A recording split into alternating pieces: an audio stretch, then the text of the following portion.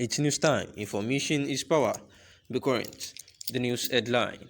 Attention needed. Nnamdi Kanu finally speaks from DSS custody as he seeks a favor from his supporters. The news in full. Nnamdi Kanu, the leader of the indigenous people of Biafra, has urged millions of his supporters to fast in preparation for his arraignment on 21st of October 2021. The statement was released by Ifeanyi Ejiofor, who also said from his official Facebook page that Kanu was actually fine. He instructed to notify his supporters that he was in good spirits ahead of the arraignment in the Federal High Court in Abuja next Thursday, according to Ejiofor. In the last few months, something strange, unhibble and sacrilegious has occurred in the southeastern part of the country, where the devastation has resulted in the loss of human lives as well as significant economic losses. Igbo lives and economies have been particularly hard hit by the sit-at-home movement, which was declared for solidarity with Mazi Nnamdi Kanu, who is presently at the DSS facility awaiting trial for October 21st, 2021. The people actually prosper in the field of industry, commerce, and the unorganized sector of the economy. The majority of the southeastern people rely on their daily wages to survive.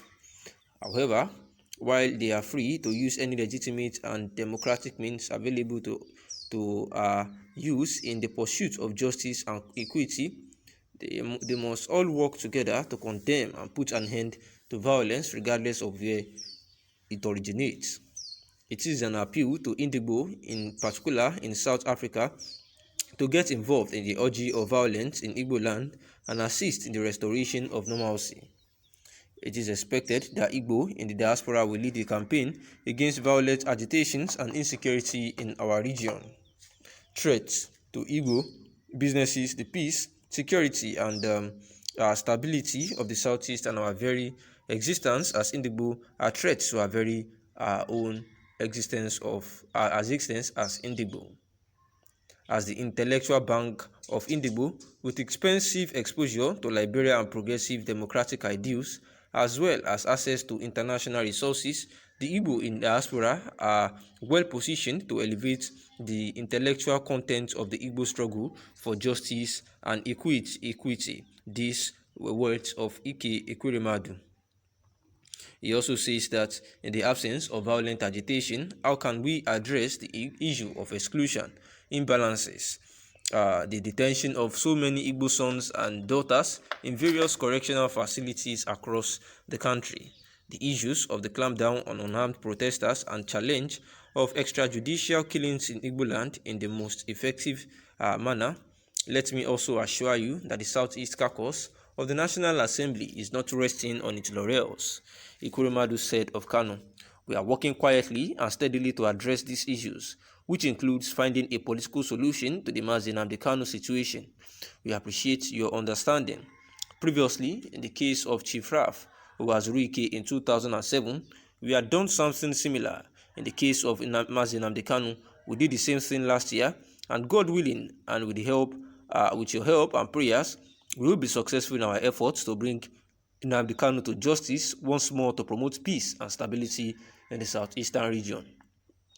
Ekweremadu, on the other hand, urged Igbos living in diaspora to express an interest in the leadership positions in Igbo territory. In Ala Igbo, the Igbo diaspora must demonstrate more than a passing interest in the recruitment of leaders at all levels of organization. Please, if at all possible, return to your hometown and run for public office. Those who are unable to return home should encourage and support alternative candidates of their choosing. It is critical to ensure that our elected officials at all levels of government, including local, state, and federal, are best and those who have best interest at heart. That, in my opinion, marks the beginning of the real emancipation struggle for Indigbo, because charity, they say, starts at home.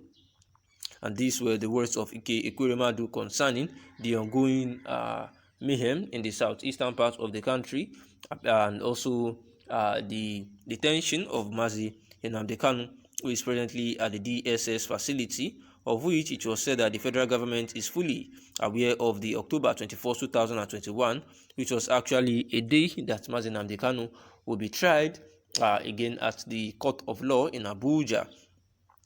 The lawmaker, that is his legal defense, the lead AGO4, actually says that as a result of the fact that the federal government knows that October 21st, 2021 is the date, that nothing will actually stop them from presiding on that day, because it has been rumored that they are attempting not to bring Nnamdi Kanu to court that very day, saying that as a result they have no logical excuse not to bring Nnamdi Kanu to court on that Thursday, October 21st, 2021, seeing that Nnamdi Kanu himself has actually begged millions of his friends and followers to continue to conduct themselves and operate within the ambit of law as they have always done, seeing that more noticeable and commendable is the fact that their solidarity has stayed unbroken even in the face of all adversity, for which he is truly grateful.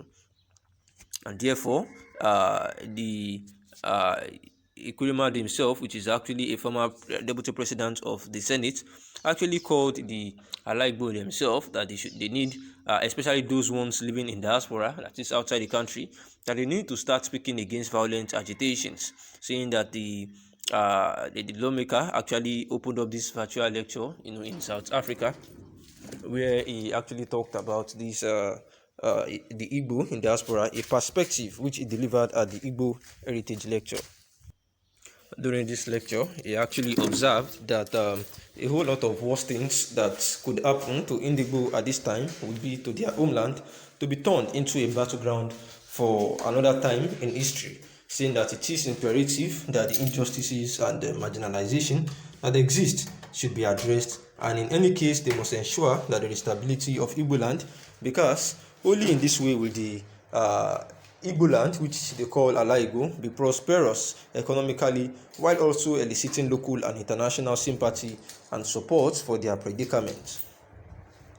In the past few months, they see that there has been a whole lot of mayhem in the southeastern region, and it was sacrosanct for the the Igbos in diaspora and every other Alaibo to support themselves towards exposure to liberal and progressive democratic ideals, as well as access to international resources, seeing that the many Igbo sons and daughters have actually been detained in various correctional facilities across the country, and the issues of the clampdown on unarmed protesters and the challenge of extrajudicial killings in Igbo land in the most effective manner was needed, seeing that he assures them that the Southeast Caucus of the National Assembly is not resting on Nnamdi Kanu's case, because they are finding a political solutions to his situation and they appreciate their understanding.